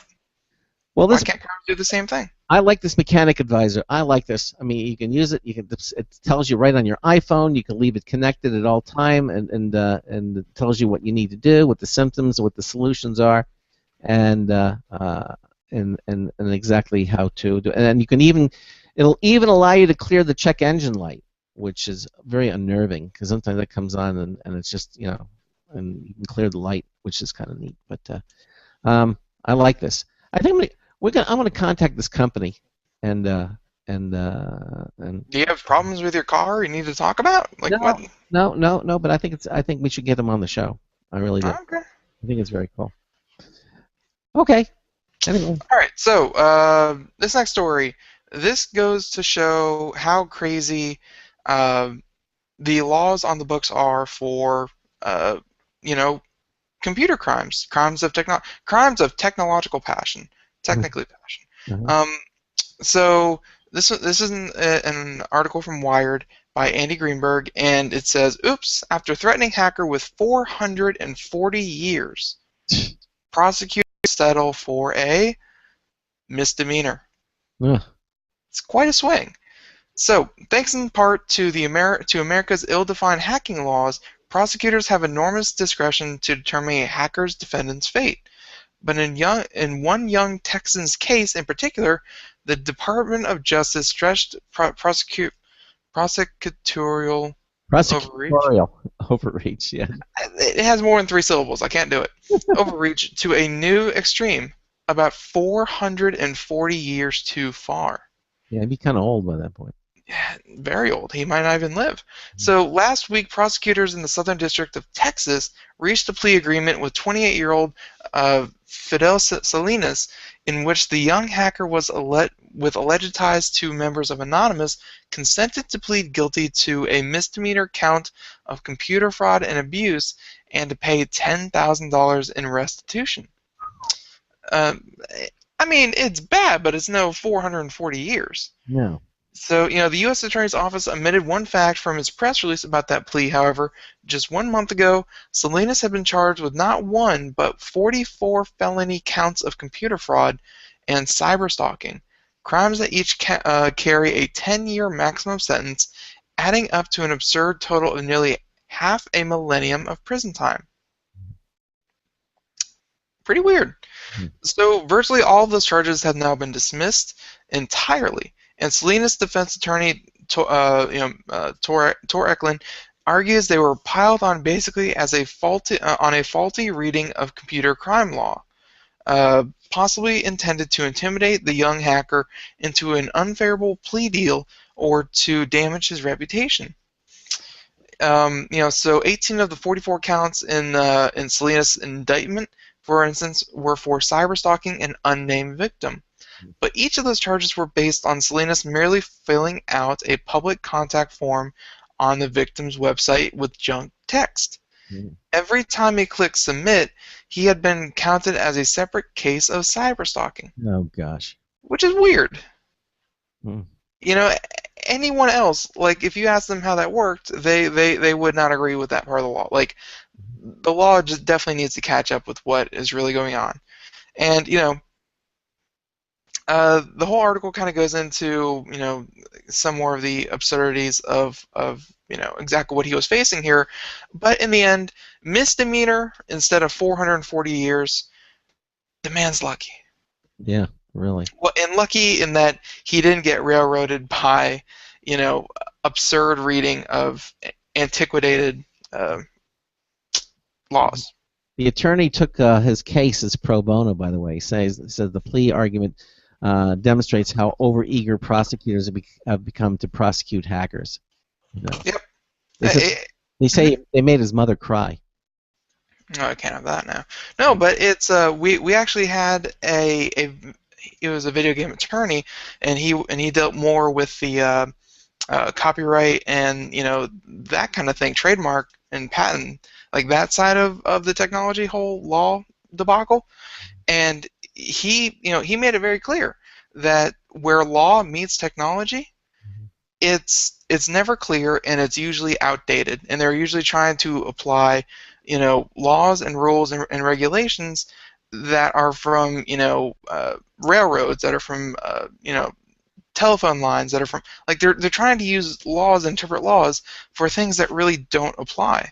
Hence why a hacker, admittedly bad guy, hacker, no good. They're the scary people on the internet. But to threaten him with 440 years in prison, that's ridiculous. It's silly. Yeah, it is. Wow. But of course, he was not exactly innocent. He did have to pay 10 grand, and he has a misdemeanor. But it's better than what it was. Well, a misdemeanor doesn't. That's nothing. I mean, that's like when you get a speeding ticket. That's a misdemeanor. It doesn't really. Yeah, but it's a $10,000 misdemeanor. So. Well, yeah, that is kind of.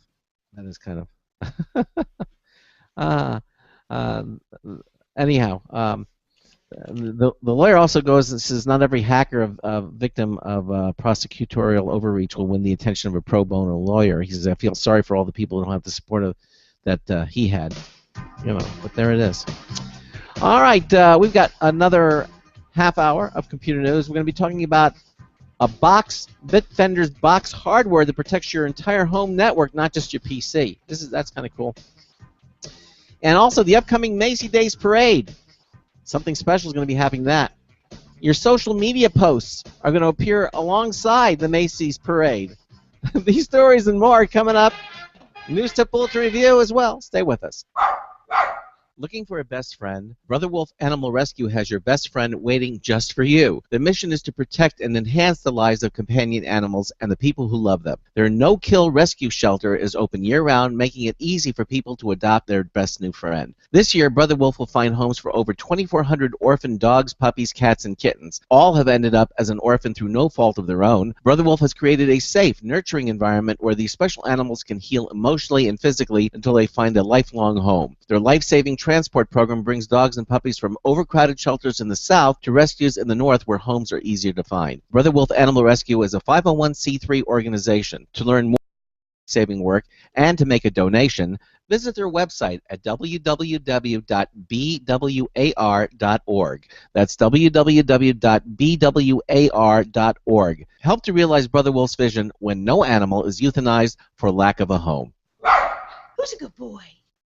Don't complain about your cable bill going up and up and up. Do something about it. Grab a pencil and jot down this special number. 1-866-663-MY-TV. The more cable TV rates go up, the better digital satellite TV looks. So, disable the cable and get more of your favorite channels in 100% digital quality for less money. Call 1-866-663-MY-TV right now to sign up for packages starting as low as $19.99 and up to 4 rooms. And there's no equipment to buy. That includes your free HD TV upgrade, your free DVR upgrade, and your free professional installation. And the best part, the pristine digital picture and sound. Call 1-866-663-MY-TV. So, what are you waiting for? Pull out your major credit or debit card. Call 1-866-663-MY-TV. 1-866-663-MY-TV. Disable the cable, cut costs, and get more. Call 1-866-663-MY-TV. 1-866-663-MY-TV.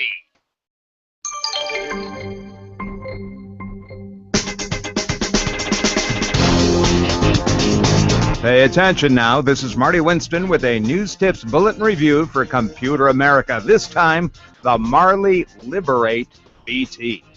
The Marley Liberate BT is the best balanced, best detailed small speaker we've heard in a very long time. We've spent an extended amount of time listening to a variety of known performances with no failures anywhere in allowing us to hear every voice, every instrument, and every detail. The sound quality was nicely even across the acoustic spectrum with no artificially enhanced bottom thump or top hiss. That's an amazing accomplishment for a wedge housing just 4 1.5-inch drivers. That's all that's in there. Its lithium-ion battery is rated 8 hours of playtime. We also offer a nod to Marley for their use of recycled and reclaimed materials in its construction. Bottom line, the Marley Liberate Bluetooth speaker will spoil your ears. This is Marty Winston with a News Tips Bulletin Review for Computer America. Welcome back to the Computer America Show. Thank you, Marty Winston. That will be the last time you hear that particular one, unless you're listening to the archives, of course. Yeah, and we will have a new one on Monday. As well, on Monday, we will probably be announcing our show reminder winner of the week. We will be having one. It will be picked on Friday. The contest is still open. It's just since we do not have a show, do not hold your breath until Monday for the winner. One will be picked. You just will not know who it is. Although the winner will probably receive their information on Friday when they are picked. So. Yeah, computer and technology news brought to you by Slimmer Utilities. And we are, just kind of plowing through some of these. Sure. And Craig, it's your turn to pick a story. Well, I kind of teased it. This from Tech Hive. Bitdefender, who are they're actually the antivirus firm, Bitdefender. Evidently, they've unveiled a hardware security appliance for home networks. This came out yesterday, that aims to protect devices by scanning network traffic to detect and block potential security threats. The new Bitdefender box, that's what they're calling it, BOX, all caps, is a mix between a router, network firewall, and intrusion prevention system. It can sit between an existing router connected to one of its Ethernet ports.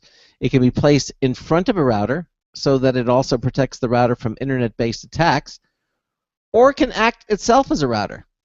Okay, the device has 60 megabytes of flash memory. Okay, it supports 802.11b, G, and N Wi-Fi standards, and and then although it says despite these unimpressive technical specifications, Bitdefender box does not affect the network performance when positioned alongside a router to scan network traffic because it doesn't perform deep packet inspection, according to a senior e-threat analyst at Bitdefender. The device intercepts and scans only essential parts of the data packets that flow in and out of a network to identify known malicious patterns. This is done with help from Bitdefender's cloud-based threat intelligence network. When used as a router itself, the device certainly cannot match the network performance and some of the functionality provided by high-end home routers. It does, however, provide a security layer that the vast majority of such devices lack, and also has a similar attack surface a smaller attack surface than most of them. So the box costs $199, which includes the price of the hardware and a 1-year subscription. Users will have to pay $99 every year after that, regardless of the number of devices protected by the appliance. And orders will open in mid-December, and shipping will start in January. Now, network security appliances like intrusion detection and prevention systems are common on corporate networks. Preventing malware infections on endpoint systems is increasingly difficult. So blocking malicious traffic at the network level, including hackers' attempts to control infected systems, or to extract data from them, has become essential to limiting the impact of such security breaches. Through Box, Bitdefender seeks to bring similar protection to home networks, where the ever-increasing number of internet-connected devices has raised new security challenges. So basically, they're keeping it simple, and it's designed for securing the smart home, and it's going to go on sale in January, and they're taking orders for it in mid-December. So it's sort of its own kind of category. As they said, if you have one of the like a Netgear or one of the really high quality routers, this is not going to keep up with that, the specs. But It's another measure of protection if you want to add to your home. Yep. And again, it's coming from Bitdefender. In the name of defense, what can you do? That's it, exactly. So that's it. Pretty straightforward. All right. Well, I also have another straightforward one, and this one from Time Tech, and this is some of the gems that are going to be coming out on Netflix in December. Oh, okay. Now you get Netflix, and I get Netflix. It's a terrific service. $8 a month. Has casting, which I love because I have a Chromecast. Who doesn't know what Netflix is? Yeah, exactly. I love the Chromecast ability. But yeah, so now. Starting to. New lineup. Yeah. Okay. Yeah. So starting December 1st, all the way through the end of December, there's going to be new movies as there usually are. It's just Netflix doesn't really tend to, have sections that are coming soon or anything like that, and they usually don't have soon to be ending list of movies. So you have to go to secondhand sites or you have to listen to the Computer America show, and you might hear a couple titles that you might want to watch. Yeah. So we're just going to pick out a couple of the gems. A Knight's Tale, 2001, Heath Ledger. Awesome. Yeah. American Beauty, Bewitched, Crossroads, something called Zootopia. That might be fun. Knights of, never mind. Madison, Out of the Clear Blue Sky, Out of Time, Troop Beverly Hills. Some of these, you heard, some of these you haven't. Out of time. Keep an eye out for it. What was Out of Time? Is that It came out in 2003. Yeah. Okay. All right. Yeah. So also, December 3rd through the 6th, they're going to be releasing Anchorman 2: The Legend Continues. That's awesome. Yeah. Bill Burr, one of my favorite stand-up comedians, he's coming out with a new special. Sharknado 2, the second one. Yes. Oculus came out this year. Next, Anthony Bourdain, love it. Drive Hard, I Am Ollie, The Village, The Wolf of Wall Street, huge movie. Heard it had some amazing acting, so look forward to that in December on Netflix. Marco Polo, Nick Offerman, American Ham, another great stand-up comedian. Dark Skies, sounds kind of up Craig's alley. Paranormal Activity, Ragnarok, The Trip to Italy. Apparently, and the last one, I, Frankenstein, it's coming out towards the end of December. That's Robert De Niro was in that, I think. No, I think so. No, that's a different one. No, I, Frankenstein was like one of the newer ones. Yeah. Actually, one of the it didn't receive very good reviews, but it was like a bigger budget blockbuster. So. You know what I want to say, but they still don't have it available. I keep waiting for them to make it available, but they don't. There was a movie called Limitless, which I really like, but oh yeah, with Bradley Cooper. Yeah, but when every time I look at it, it says it's not available for streaming. It's only on DVD on Netflix. Yep. Yeah. All right. So and lastly, last weekend, the Legends of Oz, Dorothy's Return, Marin season 2, Good People, Child of God, Behaving Badly. The point is, it looks like there's a pretty good lineup, especially if you're into stand-up comedy. Ka-ching. But yeah, wait for these titles, and please feel free to go out. And all you have to do, realistically, is new releases on Netflix for enter whatever time frame you're looking at, and you'll find websites all over the place to tell you exactly what's coming up. Now, is this? I feel like Netflix should really do that themselves, though. Is this the entire list, or is this only a partial list? No, this is the entire list. Okay. Well, then limit. Although we only read partial of what they have coming out. That's true. Yeah. Okay. But yes, everyone who's been saying, I really want that Netflix account, but I'm really waiting for Sharknado 2, the second one, to come out before I commit to such a serious purchase. Well, now you can no longer wait. Your dreams have been realized. Sharknado 2 is now available on Netflix. If you were waiting for that movie, yes, exactly. It's the blockbuster comedy rom-com of the summer. Yeah, it's Sharknado right 2, the second one. It's right up there with Iron Sky. Okay. I didn't hear that. You were muted, Ben. Oh, yeah, totally. Yeah, okay. This from Engadget. I don't know how they're going to do this. I guess they're going to have people screening it live. Because CBS is going to broadcast your social media posts alongside the Macy's Day Parade. Okay. Now, CBS's coverage of Macy's Parade last year featured viewers' Instagram photos shown on screen. This year, it's expanding audiences' participation even more. The network will use the same service it used in 2013 called VidPresso, but instead of showing it just Instagram pics, it'll also air tweets and Facebook status updates. Anchors or the people behind the camera merely have to choose the post they want to broadcast, and they'll show up instantly as tickers or graphics without the need for further editing. This could be dangerous, though. No, 100%. They're gonna have people greenlighting. Like, it's not gonna be a continuous feed. It's gonna be tweets that have been greenlit will feed through this. Okay, so who greenlights it? They have an editor off. They have an intern who sits there on Thanksgiving Day, and he check marks little boxes next to tweets that need to go out on the air. Okay. Some poor little intern looking for credit.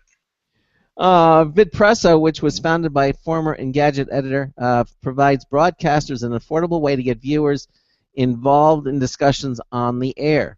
It needs only some pieces of hardware, okay, and a subscription to the service.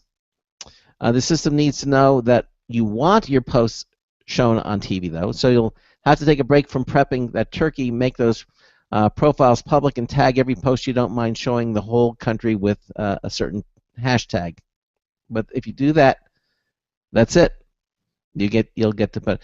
So other things that are going to be screened, because people could put something in the beginning in the first sentence and then put all kind of curse words and things in the next words, and it would pop up on the screen. That wouldn't be a cool thing, because there are a lot of people out there, let's face it, who like to troll and do things like that. Yeah, but it's again probably not going to be a straight up, okay, you hashtag this, you can say wherever you want in front of a national audience. Yeah. That is the recipe for disaster, as we on the show have found out. So yep. Yeah, so they're probably Yeah, exactly. But anyway, so look for that on CBS. You'll see all these additional comments. It's another way to get people interacting with the show. Okay. All right. All right. Here's one that I think a lot of you could take advantage of. This. Yes, I know the phone got dropped. Don't worry about it. So, a lot of you could take advantage of this holiday season, because a lot of the shopping that goes on during the year, especially online shopping, happens during this time of the year. Okay. All right. Yeah. A lot of years in that. So, how to protect your credit card online? As brought to you by CNET. And they have some helpful tips here that really keep you secure when shopping online is a very risky endeavor altogether. So, we're just going to hit the highlights here. Only enter your credit card details on secure sites. So, by now, hopefully you know the drill. Look for an HTTPS connection in the URL, as well as a padlock or another digital security certificate to ensure that you are only entering your details on a site that encrypts the transaction end to end. Don't send your credit card information over the email. That is a huge red flag. If someone says, "Oh yeah, we'll take care of that. Just send it. Just send us an email with your credit card number, social security, maiden name." Secure sites, people. Secure sites. No. This one I really like because it's so foolproof. I love it. So buy a prepaid card for online transactions. Yeah. For those of you who want to keep online purchase completely separate from your everyday credit card transaction, prepaid cards are an option to consider.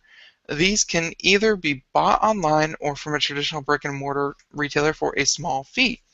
Prepaid cards allow you to load a set amount of money at the time of purchase. The advantages are plentiful when it comes to using a prepaid card for online shopping, but the big one is that even if the card details are compromised, somewhere along the chain, there's a limit to the amount of money that can be taken. That's true. So some banks and financial institutions will let you generate a virtual card number to complete to complete purchases. This is generally a single-use number that you can enter in place of your regular number. I didn't even know they had a feature like that. Yeah, yeah, that's been around for a long time, and a lot of banks allow you to do that now. Jeez, I gotta tell some people about that. That's a very cool feature. Yeah, it is very. So, second one is watch statements for any unusual transactions. Folks, it doesn't hurt every month when you get that piece of paper, or if you just check your online statement, check for any charges that look frivolous and/or you don't know where they came from. Mm-hmm. You know, don't be caught unaware, because I mean, too many times you hear people are like the people who get in a lot of trouble, like, oh, what was it? There's a football player, and it's so sad that this happened to him. The kid's like 27 years old, and I say kid, and he's like 4 years older than me. He's like 27 years old. He's been playing in the NFL for like the past 4 or 5 years. Mm-hmm. And you think he'd be making a lot of money? Like, he's signing multi-million-dollar contracts. Apparently, his mother was keeping track of his finances and bled him dry. Oh my gosh! Bought houses, bought expensive trips, bought stuff. And when he finally realized how much money he had, he was broke. He had no money. His mother spent it all. His mother spent it all. And what was her excuse to him? I wasn't there for that talk. But anyways, don't be just head in the clouds about your finances. Take a look at least monthly on your transactions and look for anything suspicious, especially the small little charges, because the little charges are usually the probing charges, and they're like, okay, this one works, so now we can charge 10 grand to it. So keep an eye out. Where'd you hear about that sports figure? Who was it? His mother? Oh, I heard it from a friend who they're talking about it just like this week. So I don't remember exactly who it was. You could probably Google it, but okay. Yeah, it was a very sad story. Okay. Now, what is this? There's turning on your credit cards added layer of security. Mm-hmm. So many credit cards have an additional layer of security that might not be enabled by default. MasterCard has a product called Secure Code, which is a private code that you enter every time you make a transaction on a supported site and is never disclosed to the retailer. Now, just why I don't like that one, and apparently Visa has a similar one that's kind of like a PIN code but for online transactions, is if it's supported. Yeah. If the website supports Secure Code or Visa, verified by Visa, it's what's the point of having that code if whoever steals your credit card can just go to another website that doesn't support that? Well, yeah, that's true. So I don't really like that tip, although it's available. And last one is check your browser settings. Turn off your browser's autocomplete settings to avoid it inadvertently storing your credit card or personally identifiable information. In Chrome, it tells you how to do all this stuff in your advanced settings, and you can keep it from automatically storing your passwords. Because I'm a Chrome user, and let's say I had it keep my credit card information in autocomplete forms. If someone were to hack into something as simple as my Google account, they could fire up Chrome, enter Google account, and then all of a sudden they have access to all of my information just because it's synced up in the cloud. It's just another way for them to get the hands on your information. So don't let it save. Don't be lazy. Type it in, folks. Mm-hmm. Okay. And I think if you follow all these, or at least some of these, I especially like the prepaid Visa card, or at least a prepaid debit card. If you do any of these, you'll be safer online, and you won't be taken for a ride because, more people shopping online. Undoubtedly, there's going to be more people who will fall victim to having their money stolen. Yep. Well, there it is. So be safe. Be safe. Okay. Good point. For those of you who are playing with Windows 10, evidently another tease from Microsoft as Windows 10 gets native support for FLAC, which is free lossless audio codec. Okay. Not lossy, but lossless. I mean, that's not one bit is given away. I mean, thrown away. It's the purest form of music that you can get. Microsoft is teases yet again tweeting out a screenshot showcasing Windows Media Player and Windows 10 playing music with the FLAC audio format. Again, free lossless audio codec. Microsoft recently revealed that Windows 10 will come with native support for MKV and high efficiency video coding, or HEVC. Love all these acronyms. As I said, FLAC stands for free lossless audio codec, an audio format similar to MP3 but lossless, meaning that audio is compressed in FLAC without any loss in quality.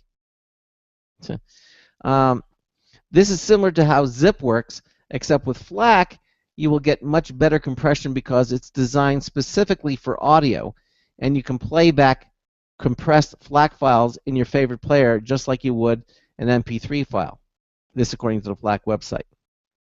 And again, you know, now on iTunes you can get lossless music too. There's an additional charge, usually a 99-cent song. If you want to get it lossless, you can get it for like $1.29. You can get it either way. It's been around for quite some time in iTunes. But anyway, the next preview build of Windows 10 is expected in January of this year, of this coming year. So that's it. And obviously, stay tuned to you know, for more Windows 10 announcements here at Computer America. As we find them, we'll let you know about them. So there it is, FLAC. Yeah, a lot of people use it, so it's good to see that Windows is branching out and supporting more software. See, people, you know, some people say they can hear the difference. You know, I guess if you have it on a really good high fidelity system, you probably be able to detect it. But for the average, you know, for your MP3 player, what have you, or your iPhone, I don't think you're gonna really hear much of a difference. Like for me, it literally is the file size, because you know, an MP3 is, you know, 4, 5, 6, 7, 8 megabytes, while a FLAC file can be as high as like 60. Yeah. It's you know, 10 times what an MP3 is. Yes, it is. Well, MP3, of course, in itself is a compression standard. That's what MP3 is all about. It's compression. How much compression? Yeah. But when you have lossless, that means nothing is lost. And because of that, even though there's some compression, whatever they're compressing, nothing is lost. So you're guaranteed getting the best possible, as close to the original as you can get. That's the whole idea. Nothing given, nothing thrown away. And result is the files get very big. Yeah, I'm at least to me, FLAC does sound better. It's just the file size. I can't swing it. I have an iPhone. I need my 1,200 songs. Yeah. I can't swing the FLAC size. And by the way, just to clarify what we were talking about a little bit earlier, I messed everything up about that story. It was not a football player. It was a hockey player. It was a defensive lineman for the Blue Jackets, and he had earned $18 million over his 9-year NHL career, and he apparently almost all of his money was gone after, you know, some bad investments by his mother, who had, you know, power of attorney. So. Why did he give his mother power of attorney? He trusted her, I guess. Yep. But you know, if it makes you feel better, I think at least over the next 3 years, he's signed a $5 million contract, so he can start digging himself out of that hole. But she can't, and he's made sure that she can't get the whole of that money, I would think. Yep. Yeah, apparently his mother borrowed at least $15 million against her son's earnings for, you know, loans, so, which she defaulted. All right. Okay. Yep. All right. So, you know, we really don't have that much time to do another one, actually. No. Real quick. We got a message from Tom Zelinas from Poieo3D. He just sent me an email, and he just wanted to let know viewers if they're interested in a Poieo3D on Kickstarter through Black Friday. He said, then they order it, they'll give them an extra roll of filament for free. All they have to do is say that they heard it on Computer America, and they'll give them a free roll of filament in their order. So that was nice. There you go.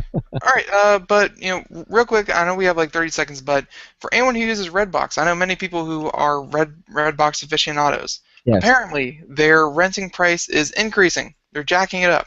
Oh no.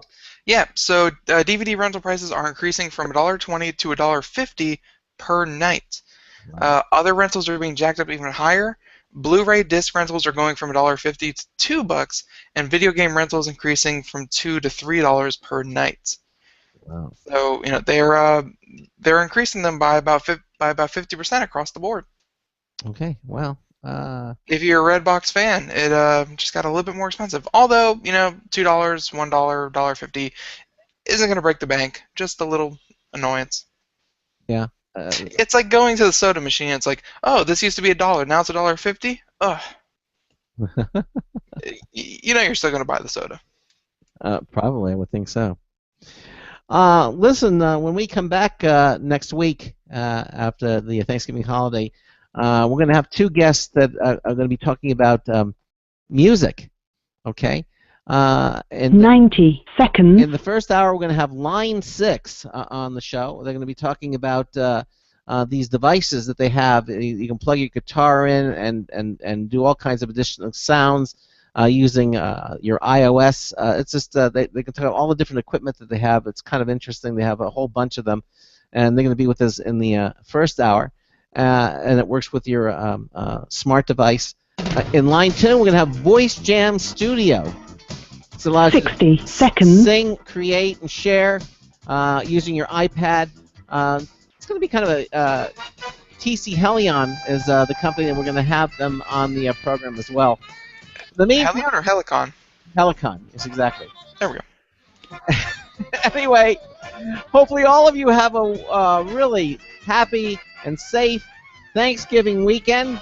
And from all of us here at Computer America, Ben and all the Computer America staff, we really wish you a happy and healthy Thanksgiving holiday, and we'll see you back here on Monday night. Same place, same station, same time. So until Monday night, this is Craig Crossman hoping that your hard disk never becomes floppy. We'll see you Monday night. 10 seconds. Good night, everyone.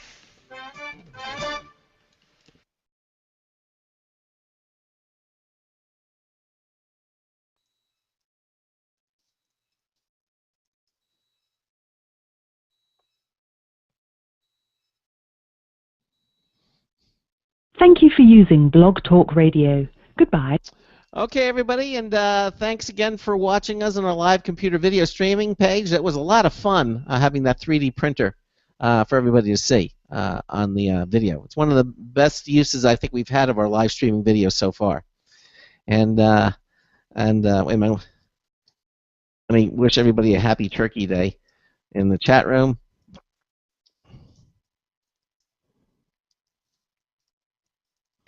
And that's it. Say goodnight, everybody. Good night, everyone. All right, see you Monday.